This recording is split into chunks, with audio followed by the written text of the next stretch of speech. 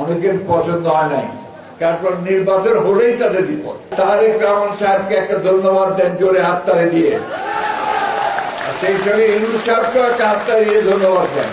আন্তরিকভাবে ধন্যবাদ ও কৃতজ্ঞতা জানাতে চাই আমাদের ভারপ্রাপ্ত চেয়ারম্যান জনাব তারেক রহমানকে, যে নির্বাচনের তারিখ সময় নিয়ে যখন আমাদের মধ্যে বিতর্ক চলছে, সরকার এবং রাজনৈতিক দলগুলোর মধ্যে দূরত্ব সৃষ্টি হচ্ছে, সেই সময়ে তিনি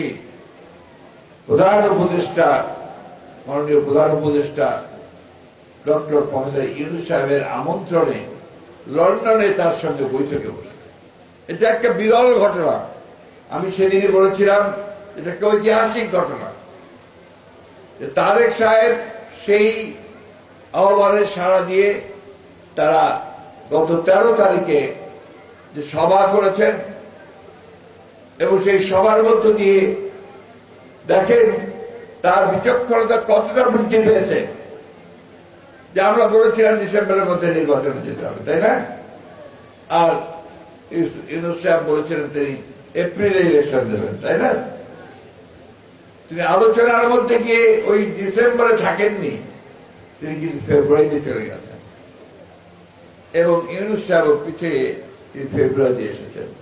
এটাই বলে রাষ্ট্রনায়কোচিত নেতা। রাষ্ট্রের নায়ক জনগণের শান্তির কথা চিন্তা করে, কোন বিভেদ বিভাজনে না গিয়ে, কোন সংঘর্ষে না গিয়ে এই দুই নেতা আমাদের একটা শান্তিপূর্ণভাবে নির্বাচনের সুযোগ করে দিয়েছেন, তাই না ভাই? আমরা কিনা পছন্দ করছি না অপছন্দ করছি? জোরে বলেন পছন্দ করছেন। তাহলে তারেক রহমান সাহেবকে একটা ধন্যবাদ দেন জোরে হাততালি দিয়ে, সেই সঙ্গে ইউনূস সাহেবকেও একটা হাততালি দিয়ে ধন্যবাদ দেন।